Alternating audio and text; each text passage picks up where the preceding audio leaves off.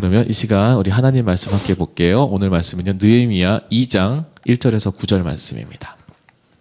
아닥사스다 왕 제20년 니산월에 왕 앞에 포도주가 있기로 내가 그 포도주를 왕에게 드렸는데 이전에는 내가 왕 앞에서 수심이 없었더니 왕이 내게 이르시되 내가 병이 없거늘 어찌하여 얼굴에 수심이 있느냐 이는 필연 내 마음에 근심이 있음이로다 하더라.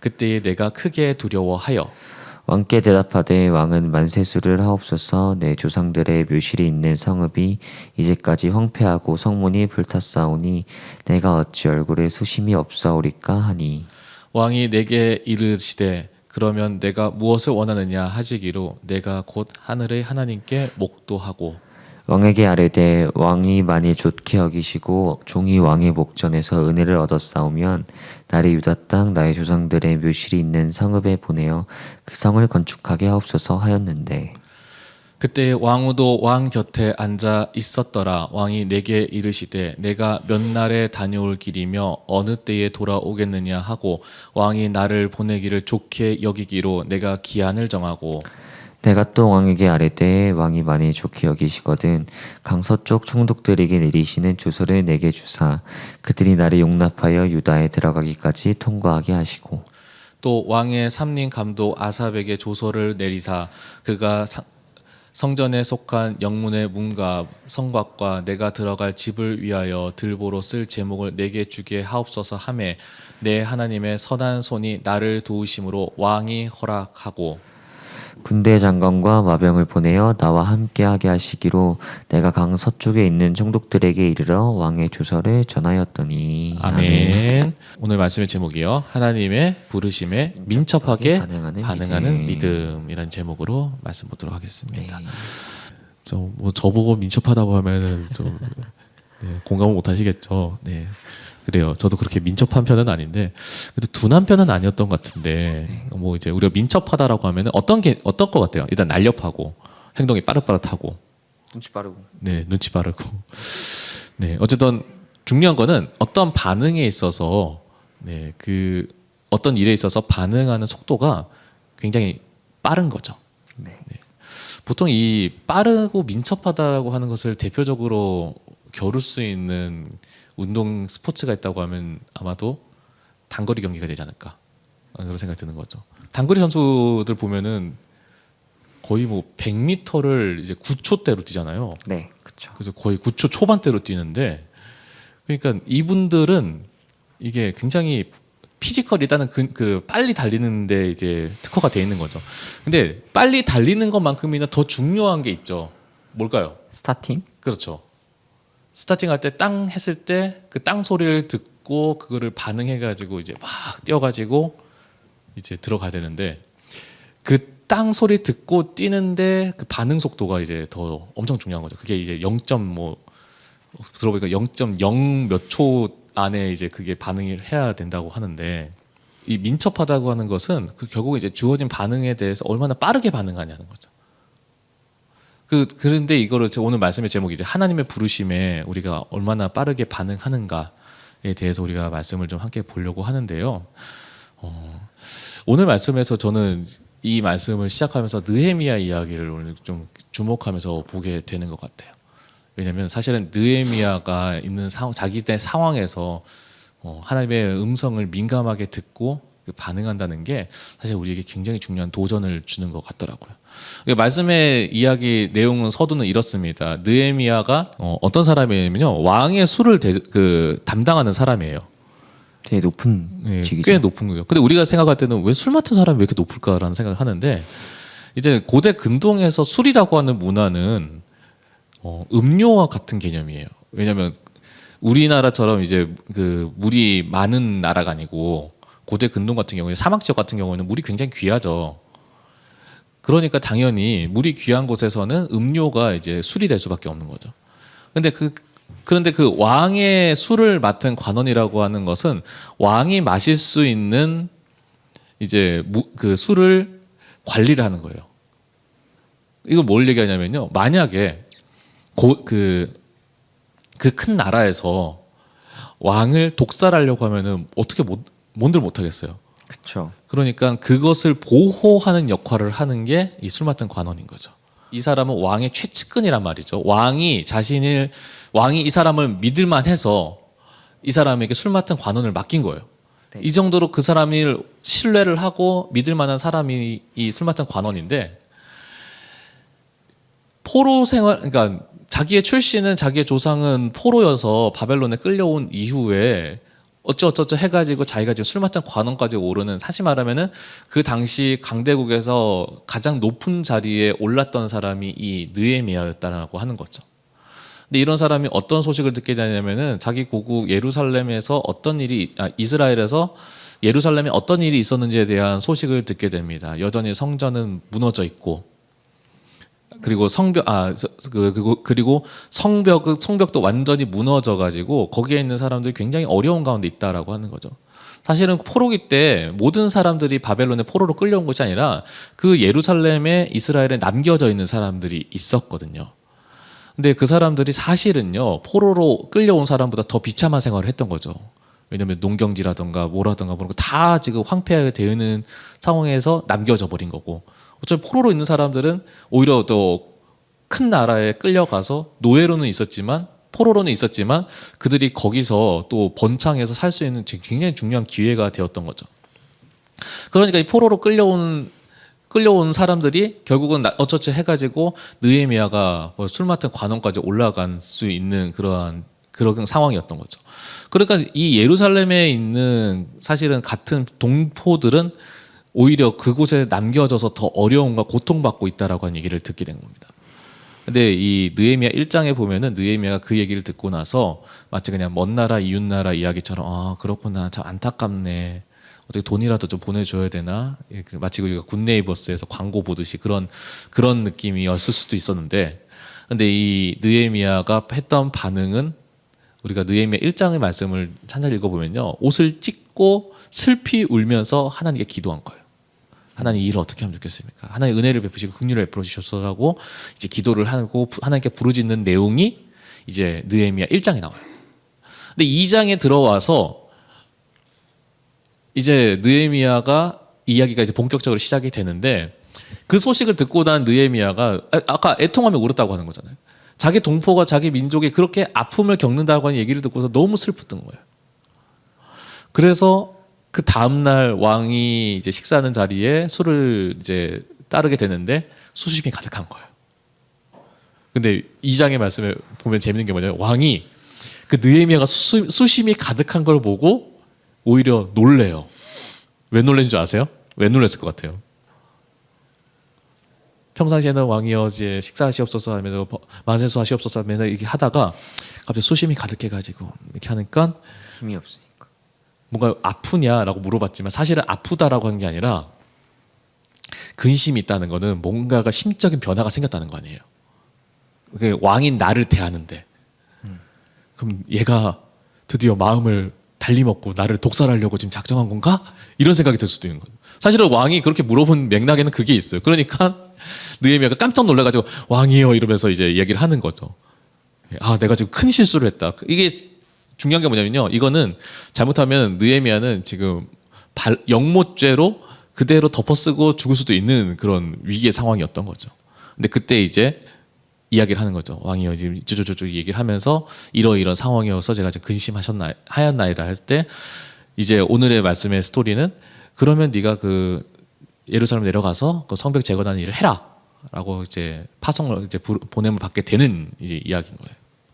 근데 이야기에서 제가 깜짝 놀라게 되는 건 그건 것 같아요. 느헤미야가 앞에도 얘기했지만 이 자기가 있는 고국에서 탑의 자리에 오르게 되었는데, 사실상 느헤미야는 예루살렘 땅을 밟아본 적이 없는 사람이거든요. 남유다가 586년에 망하고 나서 지금 이 느헤미야 시대까지 오기까지 걸린 시간은요 142년이 걸려요.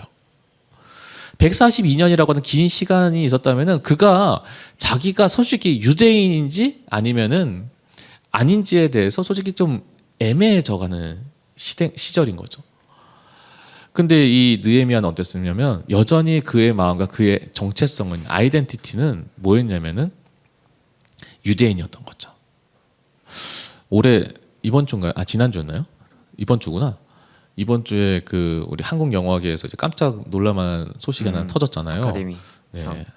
그 아카데미 미국 아카데미 오스카 시상식에서 네, 우리나라 배우이신 이제 윤여정 선생님이 이제 상을 받으시는 이게 이제 아시아에서는 이제 아시아에서 연기로 상을 받은 게 이제 두 번째라고는 얘기를 하는데 사실상은 첫 번째. 왜냐면은 처음에 받았던 사람이 이제 1950 몇 년에 이제 일본인으로 알고 있는데 그분은 원래 국적이 이제 미국이었고, 그러니까 원래 이제 외국 국적을 가지면서 연기상을 받은 아시아인이 지금 이 윤여정 선생님이 처음이신 거예요. 그래가지고 되게 뭐 괄목할 만한 그런 일 하면서 뭐 이제 뭐 인터뷰가 오고 가고 하면서 다시 그 영화 미나리가 어쩌는지에서 좀 나오고 하는데 사실은 이 이야기보다 저는 이제 굉장히 재밌었던 게 작년에 이제 봉준호 감독이 아카데미에서 감독상 받을 때 뭐 극봉상 받고 감독상 받고 할 때 그때 이제 그 봉준호 감독이 이제 오스카상을 딱 받으면서 했던 그 첫 소감이 이거였어요. 한국에서 최초로 받은 오스카입니다. 이러니까 이제 모든 영화인들 모든 이제 한국 사람들 다 이제 국뽕에 차 올라가지고 와 이랬었잖아요. 네. 아마 그때 그러셨어요? 저는 그렇게까지는? 연예대상 말고는 관심이 없어요. 네. 저는 그거 보고 되게 막 전율이었는데 야 이게 우리나라에서 이런 게 가능한 거야? 막 이러면서. 근데 그거보다 봉준호 감독이 그런 거예요. 한국에서 받은 첫 오스카입니다. 그러니까 자기는 여기서 한국 사람이라는 것을 그 아이덴티티를 너무나 확연하게 이제 드러내는 거예요. 그런데 그 2020년 오스카 시상식에서 일본 사람도 상을 받았거든요. 네. 그 츠지 카츠히로라고 하는 그 분장사인데 이분이 이제 그 오스카 분장상에서 이분이 수상을 해요. 그럼 당연히 일본 사람들도 어떻게 했어요? 와 일본 사람이 받았다면서 와 좋아했을 거 아니에요. 네. 그래서 일본 기자가 이제 츠지 카츠히로한테 이제 인터뷰를 하려고 이제 마이크 들이맨 거예요. 일본에서 오스카를 받았는데 어떻습니까?라고 하는데 이 츠지 카츠히로가 찬물을 끼얹는 이제 인터뷰를 해버린 거예요. 뭐라고 했냐면 사실은 내 국적은 지금은 미국이고 내가 꿈이 있어서 미국에 와서 이렇게 헐리우드에서 일을 하게 된 거지 일을 하게 되었고 사실 일본 영화계에는 내가 큰 회의감을 가지고 있다. 그러니까 두 사람이 시상을 했는데 한 사람은 자신의 고국을 부정을 하고 있고 한 사람은 자신의 고국을 자랑스럽게 여기고 있는 것을 보게 되는 거예요. 이 아이덴티티라고 하는 것이 너무나 확실한 거예요. 그 안에 있으면서 그 외국 사람들 안에서 그게 상을 받으면서 자신이 한국 사람임을 명확하게 드러내는 그런 모습을 보면서 사실은 이 느헤미야의 모습이 그런 거죠. 자신이 지금 자신이 있는 곳에서 자신은 여전히 유대인이고 그러니까 유대인의 모습과 유대인의 삶의 어려움에 대해서 자신은 지금 내 일과 같이 마치 내 가족의 일과 같이 나와 가장 가까이에 있는 사람과 같이 지금 느끼고 있는 거죠. 그래서 느헤미야는요 정말로 말도 안 되는 부탁을 하죠. 그게 뭐냐면 성벽 재건하는 일에 자기를 보내어 달라라고 하는 겁니다. 어떻게 보면 이게 굉장히 이중적인 모습이라고 볼 수 있을 것 같아요. 왜냐하면 정말 중요한 거를 두 가지를 포기해야 되는 거예요. 첫 번째는 뭐냐면 자기가 있는 자리를 포기해야 돼. 네, 그렇죠. 네. 만약에 현석 선생님이 청와대에서 그 대통령 관련해 가지고 수행을 하는 굉장히 중요한 일을 맡게 되었다는 거죠. 네. 그러면 이제 그 업계에서 탑이야. 네. 그런데 갑자기 하나님이 부르셔가지고 갑자기 이제 그 탑이 되고 나서 이제 한참 이제 커리어를 쌓고 있는 도중에 거의 이런 거죠. 그 교회 청년부 예배를 갔는데 선교사님이 오셔가지고 이제 선교 사역 보고를 하는데 거기서 마음이 확 오는 거야. 지금 선교지에서 아이들이 지금 너무 어렵고 그 아이들을 좀 돌봐주고 가르쳐야 될 그런 그 지금 자원 목사자가 필요합니다. 하는데 그 마음이 내 일 같았던 거야. 그 아이들의 사진을 보니까 정말 이게 내 일 같고 내가 그걸 도와줘야 될 것 같은 마음이 감당이 안 돼. 그래서 이제 마음의 갈등이 생긴다고 할게요. 네. 내가 지금 현재 내가 지금 있는 자리를 포기하고 선교지로 갈지 아니면 그 선교지의 상황을 그냥 모른 척할지 현숙생 같은 거 우리 같으면 어떻게 할까요? 여러분 같으면 어떻게 하시겠어요? 현숙생 어떻게 하셨어요? 선택하기 어려울 것 같은데. 그러니까 상상만으로도 이게 선택이 그렇죠. 어려운 거죠. 내가 지금 내 업계에 탑을 찍고 커리어에 탑을 찍고 있는데 그걸 다 포기하고 하느냐. 여러분들 같은 경우는 어떻게 하시겠어요? 네, 승준님 감사합니다. 이제 봤네요. 어쩌면 그러한 갈등과 고민이 있을 법도 한데, 근데 이제 느헤미야의 결단과 느헤미야의 그런 다짐은 굉장히 일사천리로 이제 진행이 되고 있었던 거죠. 왜 그랬을까라고 하면은 이 느헤미야가 아까 했던 자기가 유대인이라고 하는 정체성을 가지고 있다고 했잖아요. 그거는 그냥 유대인으로서 정체성만 가지고 있다. 나는 유대인이다. 나는 하지만 나는 한국 사람이다. 이것만 내가 인지하고 있는 것이 아니라 그렇기 때문에 이 상황에서 내가 어떻게 반응해야 되는지에 대한 그 신념과 철학이 확고했다라고 하는 것을 보게 되는 거죠. 예루살렘에서 어려운 일을 겪었다. 그것이 그냥 남일이고 내가 아는 먼 사람의 이야기가 아니라 내 가족의 일, 내 가장 가까운 내 민족의 일이라고 하는 것을 알았던 느헤미야가 했던 반응은 뭐냐면 하나님께 기도하는 것이었고요. 그 기도 가운데 하나님께서 그 마음을 움직이고 결단하게 해서 그는 자기가 있는 그 탑의 자리를 내려놓고 이 일을 감당했다라고 하는 거죠. 그래서 느헤미야가 이것을 결정하는 데까지 걸린 시간은 굉장히 짧았어요.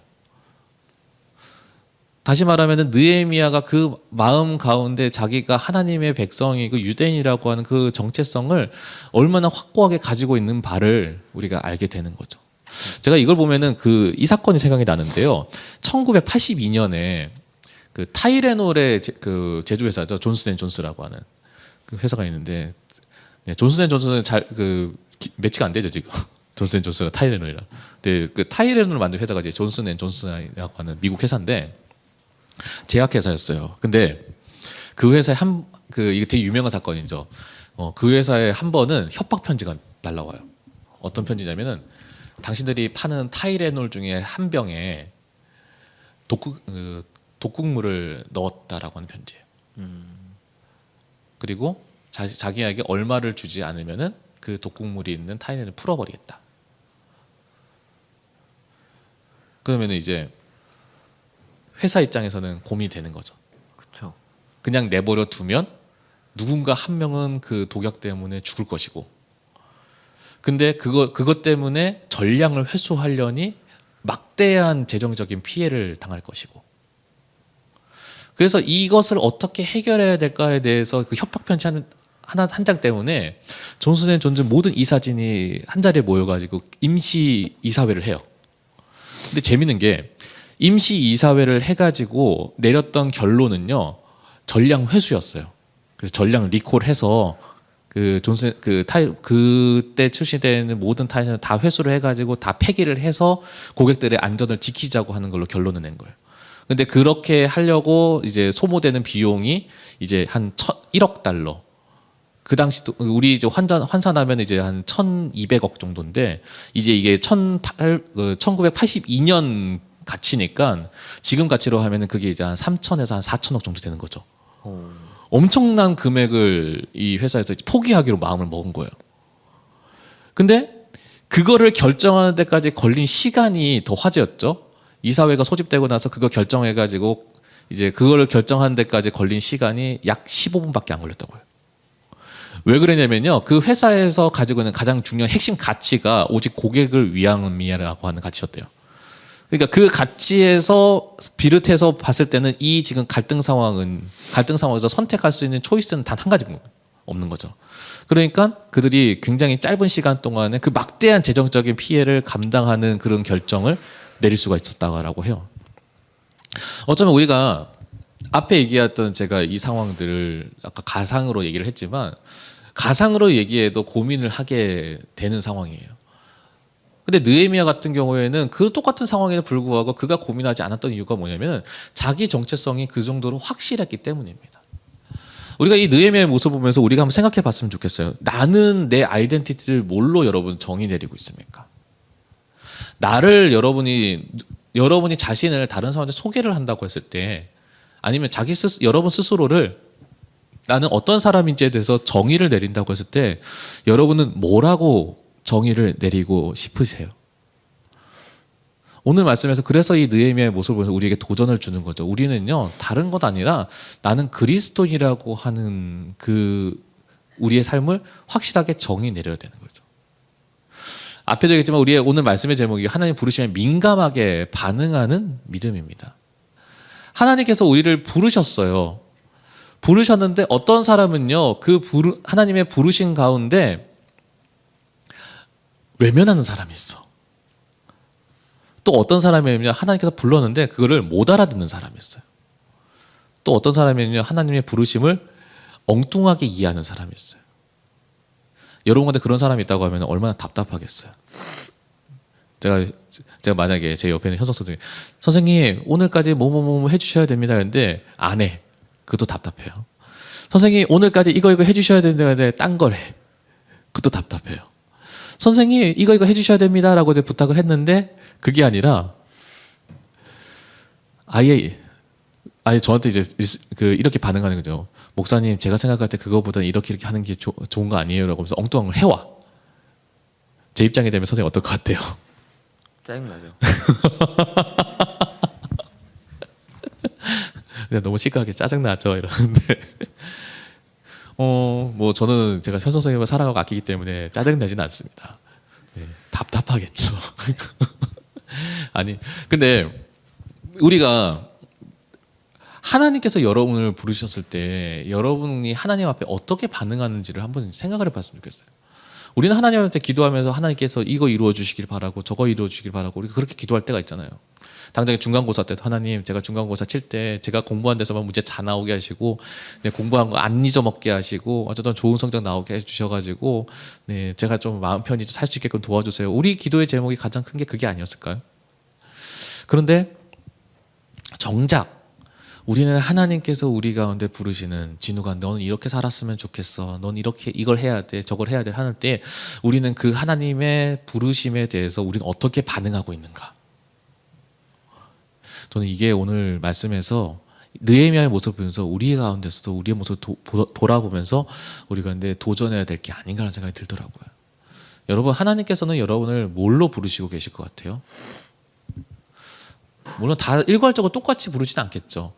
근데 그 부르심 앞에서 나는 지금 어떻게 반응하고 있어요? 여러분 하나님의 음성을 듣고 그대로 따르기를 소망하면서 하나님의 음성에 민첩하게 반응하고 계세요? 즉각적으로 반응하고 계세요? 아니면 듣기는 들었어요. 근데 마치 뜸들여가지고 세워라 내워라 하면서 언제 이루어지 모르게 그냥 하나님 그거보다 지금 내일이 급해요? 내가 지금 이거 하는 게 더 급해요? 더 중요해요? 이건 이따가 할게요. 우리 혹시 그렇게 반응하고 있지는 않으세요? 저는 그렇기 때문에 오늘 말씀이 전 정말 중요한 것 같아요. 반응을 했으면 하나님께서 부르셨으면 거기에 민첩하게 반응해야 되는 거죠.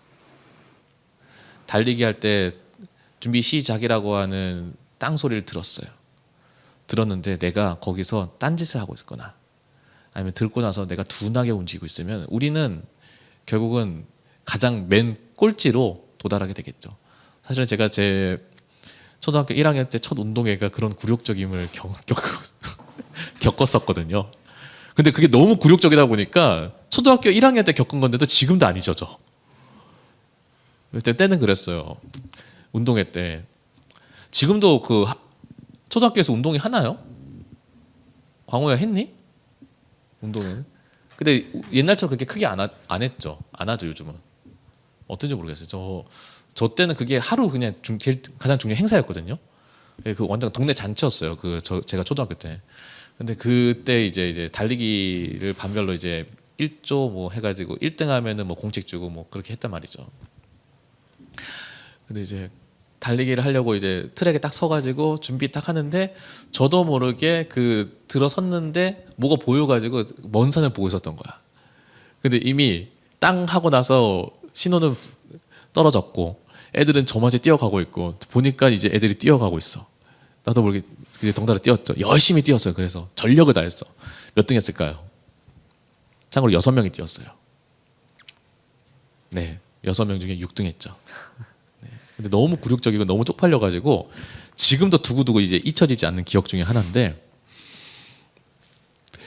어쩌면 우리가 하나님의 하나님께서 이거 해라라고 불렀는데 불구하고 우리가 그렇게 먼 산을 보고다 딴짓을 하거나 해서 둔하게 반응하고 있으면은 결국은 정말 하나님께서 우리가 원하는 때에 이루시고자 하는 그 뜻에 내가 너무나 그 뒤에 막차를 타거나 아니면 꼴찌로 도달하는 그러한 부끄러움을 당할지 모르겠다는 생각이 들더라고요. 여러분, 그렇기 때문에 우리가 하나님의 부르신 가운데 민감하게 반응할 수 있는 그런 영적인 민첩함을 소유하시는 그런 저와 여러분이 되시기를 간절히 소망합니다. 오늘 말씀에 그래서 그 뒤에 이야기를 보면은 굉장히 재밌어요. 느헤미야 왕이 그 얘기를 하고 나서 그 뒤에 상황들이 굉장히 일사천리하게 쫙쫙쫙쫙쫙 진행되는 것들을 보게 되죠. 앞에도 얘기했지만요, 느헤미야가 왕 앞에서 술을 따를 때 수심이 가득한 것들 때문에 어쩌면 진짜 역모로 누명을 써서 죽을 수도 있음에도 불구하고 오히려 왕이 느헤미야의 그 상황의 어려움을 공감을 해주고 내가 도와줄 게 뭐가 없냐라고 하는 부탁도 이제 이야기도 하게 되는 거죠. 느헤미야가 그 부탁을 할 때 그러면 그것에다가 그 왕이 한 마디의 거절도 하지 않고 그러면 갔다 와라. 기한을 줄 테니까 갔다 와라. 그것도 왕후가 도와주기까지 하고 있어요. 그러면서 어디 가서 이제 통과하는 것부터 해가지고 자재를 받아오는 것까지 전부 다 하나도 거리낌 없이 순차적으로 착착착착착착 진행되는 것을 말씀에서 이제 오늘 이 9절까지의 말씀에서 보게 됩니다. 물론 그 뒤에 말씀에서는 이제 이 느헤미야가 성벽 재건에 있어서 그 험난한 여정에 대해서 그리고 있지만 진행하는 과정에 있어서만큼은 하나님께서 굉장히 형통하게 순탄하게 이어가는 것을 보게 됩니다. 제가 이것을 보면서 오늘 말씀이 우리에게 도전해 준 거는 하나님 부르신 가운데 내가 이걸 해야 되나 말아야 되나 우리가 고민하고 갈등을 하잖아요. 근데 하나님께서 우리를 부르셨을 때 그 부르시는 배경에는 이미 하나님께서는 우리가 뛸 만한 트랙을 다 만들어 놓고 우리를 부르시는 거예요. 올림픽에서 트랙도 안 만들고 단거리 경기를 할 수 없잖아요. 트랙을 다 만들고 다 갖추고 나서 합니다. 다시 말하면은 선수는 만들어진 트랙에서 열심히 뛰기만 하면 돼요.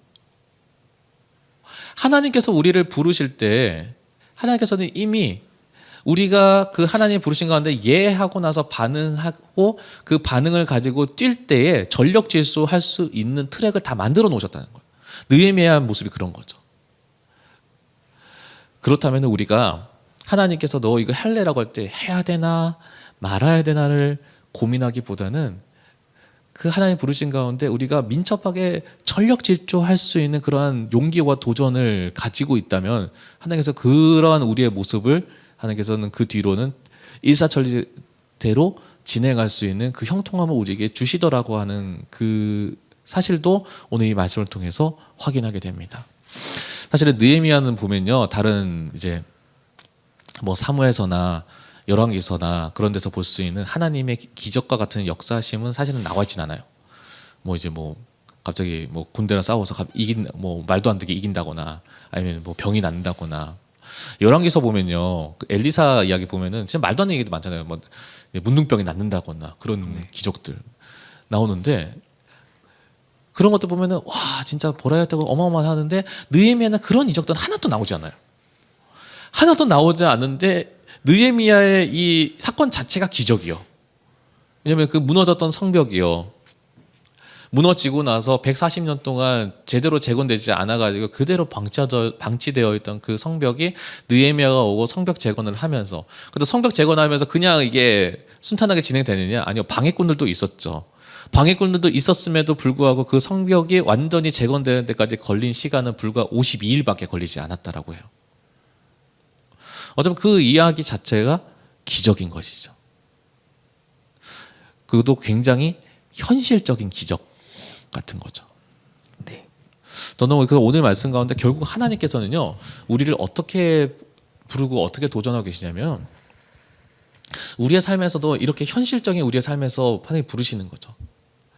그리고 그 현실 속에서 하나님께서는 우리를 도우시는데 다 말이 되는 것 같은데 말이 안 되게 도와주시는 거예요.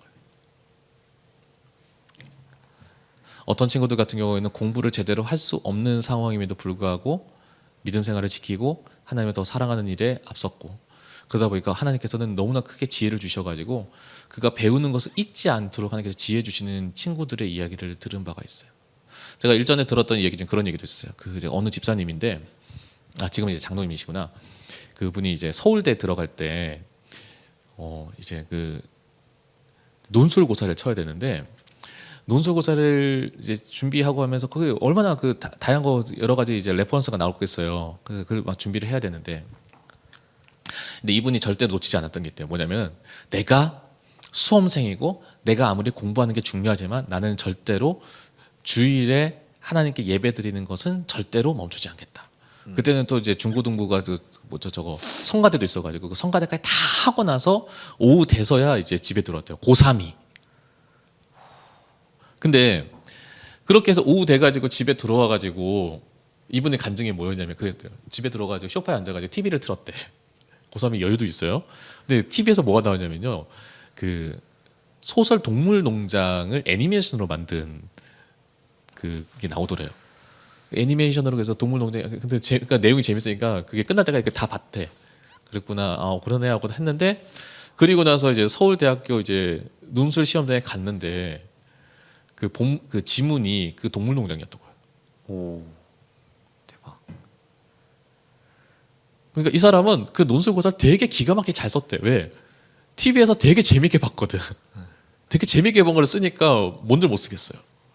그래서 아주 당당하게 이제 합격했다라고 하는 그 얘기를 듣는데, 어떻게 보면 하나님께서 때로는 그렇게 역사하신다는 거야. 거기에 무슨 갑자기 뭐 하나님께서 그 꿈에 나타나가지고 이번 서울대 논술고사에서 동물농장이 나올 거야 이렇게 얘기한 것도 아니고, 뭐 하나님이 그 뭐 환상 가운데 네가 이렇게 공부하라고 보여준 것도 아니고 그냥 되게 현실적인 모습이에요. 근데 그런 현실적인 삶에서도 하나님께서는 우리가 어떻게 보면 말도 안 되는 그러한 역사가 그것 가운데 일어나는 거예요. 하나님의 도우심은 그렇게 일어나시는 것 같아요. 우리 가운데서 어쩌면 뭐 손 대어가지고 뭐 병이 낫거나 죽은 자가 살아나거나 그러진 않겠죠. 그런데 하나님께서는 우리의 삶에서 어떻게 하나님께서 일하시는지 역사하시는지를 내가 영적으로 민감함을 가지고 본다면은 느낄 수 있게끔 하나님께서는 도우시더라는 거예요. 이 코로나19 사태 가운데서도 우리는 여전히 지금 우리는 이제 상상도 되지 않는 상황이죠. 옛날에 그 작년까지만 해도 그래도 이제 이 전염병이 한 몇 개월 뒤에 끝나겠지라고 생각을 했어요. 그런데 어느 순간부터가 이게 이제 이 코로나 상황이 언젠가가 아니라 끝나기는 할 것인가에 대해서 너무나 막연해져요. 백신이 나왔어요. 그러니까 그 전에는 백신만 나오면은 이 문제가 해결될 거라고 사람들이 많이 기대했어요. 백신이 나왔어. 맞은 사람들도 있죠. 근데 맞았는데 또 부작용 때문에 어려움 겪는다는 사람들도 있어. 그리고 백신 보급률도 늦어. 내 순서는 언제 들어올지도 되게 막연해. 거의 이 상황이 어떻게 끝날지에 대해서 막막하고 막연하고 답답한 거죠. 근데 그러다 보니까 이 현실 속에서 역사하시는 그 하나님을 더 바라보게 되는 것 같아요.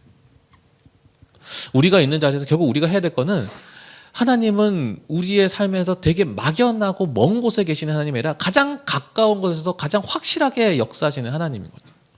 그렇다면 우리가 뭘 위해서 살아야 되고 무엇을 향해서 살아야 되느냐? 내가 믿음의 사람이고 믿음의 사람인 내가 하나님의 부르신 가운데 민감하게 반응해서 하나님의 뜻을 따라 사는 것이 가장 중요한, 가장 앞서는 그러한 삶을 살아야 된다라고 하는 겁니다. 그래서 오늘 이 느헤미야의 모습을 보면서 우리가 민감하게 반응했으면 좋겠습니다. 지난 시간과 그 전전 시간에 우리의 삶 때문에 분주하고 우리의 삶 때문에 조급하게 살아가는 우리의 연약한 모습을 우리는 보았습니다. 급하게 살지 말라는 거죠. 급하게는 살지 말아야 되지만 중요한 거는 하나님의 부르심에는 빠르게 반응할 수 있는 사람이 되어야 된다는 거죠. 저는 오늘 이 말씀 가지고 여러분에게 그 은혜를 가운데 여러분 도전해 드리고 싶습니다. 여러분, 하나님의 부르신 가운데 민첩하게 반응할 수 있는 그런 주님의 날쌘 노래가 되기를 간절히 소망합니다. 그래서 하나님께서 느헤미야를 기억하셔서 크게 사용하였듯이 여러분의 삶에서도 느헤미야 같은 그런 믿음의 위대한 사람이 되시는 그런 저와 여러분 되시기를 간절히 소망합니다. 기도하겠습니다.